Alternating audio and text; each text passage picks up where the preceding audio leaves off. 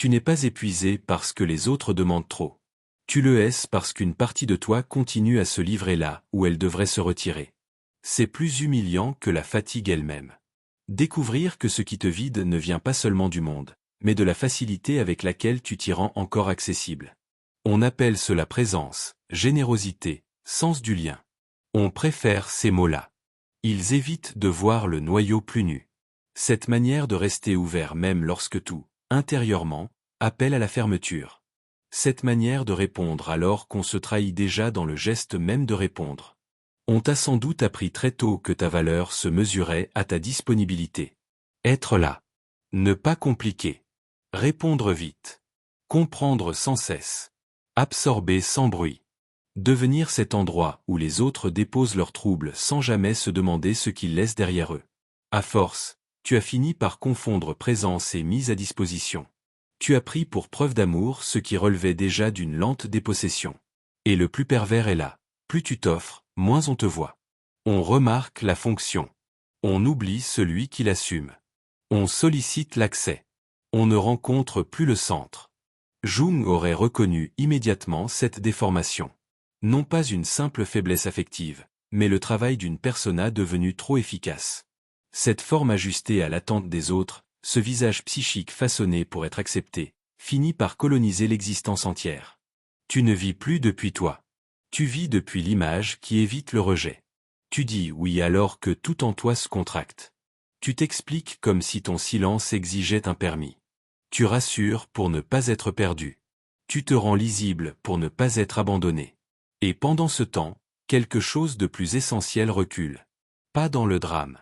Dans une discrétion presque parfaite. Le problème n'est pas seulement qu'on abuse de toi. Le problème est que tu participes encore à ce dispositif. Tu réagis avant d'avoir choisi.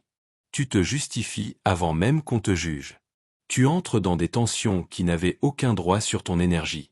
Puis tu appelles cela sincérité, intensité, loyauté. Ce n'est souvent qu'une incapacité à supporter le vide couvrirait ton retrait. Car se retirer vraiment ne consiste pas à jouer à l'énigme. Cela consiste à cesser d'être immédiatement accessible aux mouvements psychiques des autres. Et cela, pour beaucoup, est plus difficile que n'importe quel conflit. Il faut ici entendre une vérité moins flatteuse que les récits habituels sur les limites et l'amour-propre. Être toujours disponible ne prouve pas une grande maturité. Cela peut révéler une peur plus ancienne. Peur d'être mal lu. Peur d'être remplacé. Peur que le lien ne survive pas à la moindre opacité. Alors on se tient là, à portée de tout, espérant qu'en restant suffisamment ouvert quelqu'un finira par nous choisir autrement que pour l'usage qu'il fait de nous. Mais ce calcul échoue presque toujours. Ce que l'on offre sans seuil n'est pas accueilli. C'est absorbé. Le moment décisif commence quand tu cesses d'idéaliser ton propre épuisement. Quand tu vois que certaines fatigues ne viennent pas de la profondeur du lien, mais de l'absence de sélection. Quand tu comprends que toute personne qui réclame ton accès n'a pas pour autant droit à ton intériorité. À partir de là, une question plus tranchante surgit. Combien de fois t'es-tu quitté toi-même pour éviter qu'un autre ne se sente contrarié? Et combien de fois as-tu appelé bonté ce qui n'était déjà plus qu'auto-abandon? Cette question ne console pas. Elle sépare. C'est précisément pour cela qu'elle commence à libérer. La plupart des gens croient choisir leur réaction. Ils choisissent rarement. Ils exécutent. Un mot suffit. Une absence. Une critique mal posée. Une demande chargée de sous-entendus. Et déjà le système entier se met au travail. Répondre. Se défendre. Clarifier. Maintenir l'équilibre. Sauver l'atmosphère. Ce qui agit alors n'est presque jamais l'instant seul. Ce sont des mécanismes plus anciens qui retrouvent leur scène. Des zones de vulnérabilité laissées ouvertes. Des habitudes d'effacement si bien intégrées qu'elles prennent l'apparence du naturel. On croit agir librement. On ne fait souvent que rejouer une syntaxe de soumission devenue invisible. Jung pensait la psyché comme une économie de force, non comme un simple théâtre d'émotions. Chaque pensée entretenue, chaque rumination, chaque réaction impulsive consomme quelque chose. L'énergie psychique n'est pas une image commode. C'est la matière même de ta présence au monde. Là où elle se disperse, le centre se fragilise. Là où elle se conserve, quelque chose se densifie. Voilà pourquoi certaines personnes entrent dans une pièce sans parler et modifient pourtant l'atmosphère. Ce n'est pas une magie. C'est une énergie non dilapidée. Une force qui n'a pas été distribuée à tous les drames secondaires. Les manipulateurs le sentent avant même de le comprendre. Ils n'ont pas besoin de violence manifeste. Ils ont besoin de tes points d'accès. Ils ont besoin que tu continues à croire que ton rôle est de répondre, de rassurer, de réparer, d'absorber. Tant que tu réagis, ils n'ont presque rien à faire. Il leur suffit de déposer une tension, de faire vibrer la culpabilité, d'introduire un manque, et tu termines le travail pour eux. Le plus souvent, ils ne se relient même pas à toi. Ils se relient à la fonction que tu acceptes encore d'incarner. Le soutien permanent. La présence disponible. Le lieu commode où leur chaos trouve un canal. C'est ici que la projection devient plus qu'un concept. On croit généralement qu'elle consiste à attribuer à l'autre ce qu'on ne veut pas voir en soi. C'est vrai. Mais on oublie l'autre versant. Pour recevoir durablement les projections d'autrui, il faut offrir une surface suffisamment disponible. Une personne qui ne garde aucun seuil devient vite un écran. On y dépose l'attente, le manque, la dépendance, la faim de validation, parfois même le mépris. Plus tu restes ouvert sans discernement, plus tu facilites cette opération. Et plus tu crois être nécessaire, moins tu es rencontré comme sujet. Le retrait, dans ce cadre, change tout. Pas parce qu'il humilie l'autre. Parce qu'il interrompt le circuit. Tu ne réponds plus immédiatement. Tu ne te justifies plus. Tu ne fournis plus la réaction attendue. Soudain, l'autre se heurte à quelque chose qu'il ne contrôlait pas, ton opacité retrouvée. C'est là que surgissent l'agacement, les accusations, les lectures fausses, le petit théâtre de la blessure offensée. Non parce que tu serais devenu cruel. Parce que tu n'offres plus la même facilité d'accès. Et cette fermeture relative force chacun à se rencontrer davantage lui-même. Peu de gens le supportent avec grâce. Il y a pourtant un danger symétrique. Se retirer pour produire un effet reste une dépendance. Se taire pour inquiéter, disparaître pour être poursuivi, raréfier sa présence pour redevenir désirable, tout cela appartient encore au même ordre. Le silence véritable n'est pas une arme de séduction froide. Il n'est pas au service d'une revanche. Il rétablit simplement une souveraineté. Il signifie que toute tension n'appelle pas une réponse, que toute lecture de toi ne mérite pas correction, que toute attente étrangère n'a pas vocation à devenir un devoir intérieur. Il commence là où tu cesses de te rendre spontanément disponible à ce qui te décentre. Et c'est ici que beaucoup reculent. Non devant les autres. Devant le vide couvre enfin l'arrêt de la réaction. Car tant qu'on répond, on évite encore quelque chose. Le silence retire les distractions. Il fait remonter ce qui, en nous, n'était couvert que par l'agitation des liens. Il met à nu certaines peurs. Une ancienne dépendance à l'approbation. Une difficulté à exister sans être requis. Une tristesse parfois.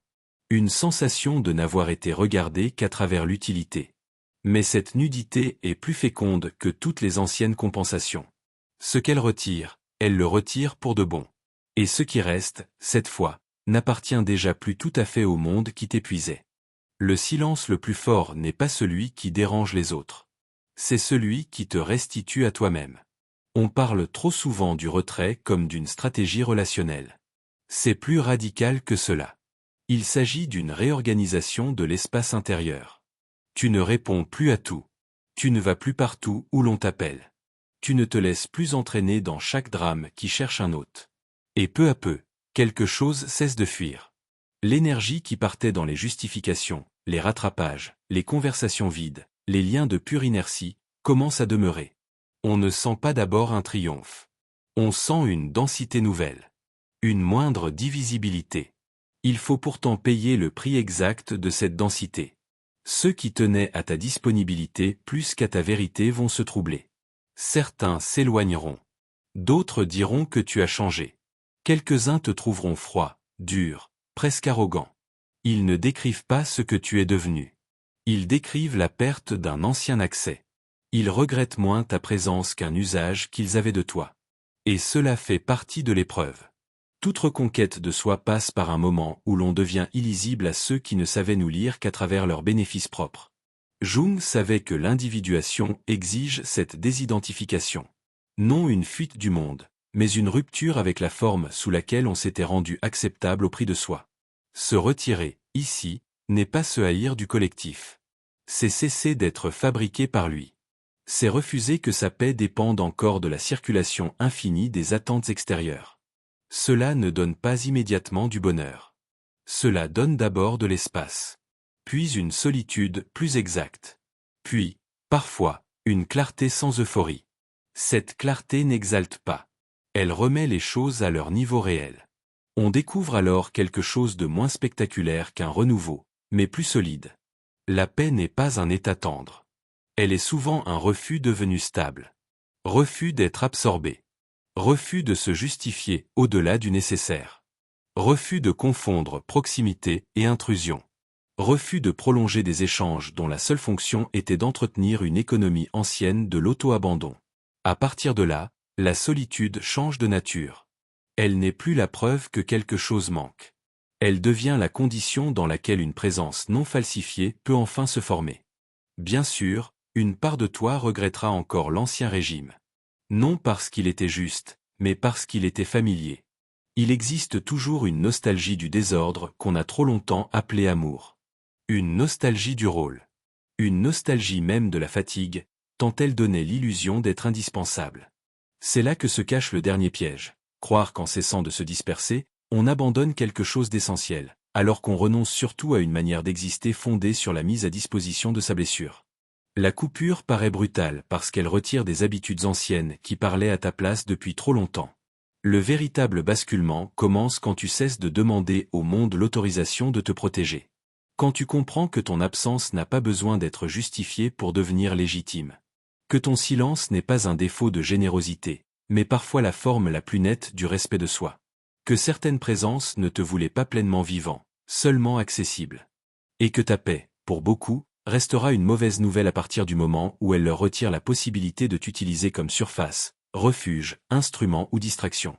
Si quelque chose, ici, a reconnu sa propre vérité, inutile de l'adoucir trop vite. Certaines phrases ne sont pas là pour consoler. Elles viennent seulement retirer à l'ancien mensonge son pouvoir d'organiser le reste. À partir de là, on ne devient pas forcément plus aimable, plus lumineux ou plus facile à vivre. On devient moins entamé. Et il se peut qu'une existence plus juste commence exactement là, dans ce point sans éclat où l'on refuse enfin d'être continuellement disponible à tout ce qui n'a jamais mérité d'entrer en soi. Et si ces mots ont touché quelque chose en toi, laisse un signe discret sous la vidéo, puis abonne-toi au canal pour ne pas manquer la suite.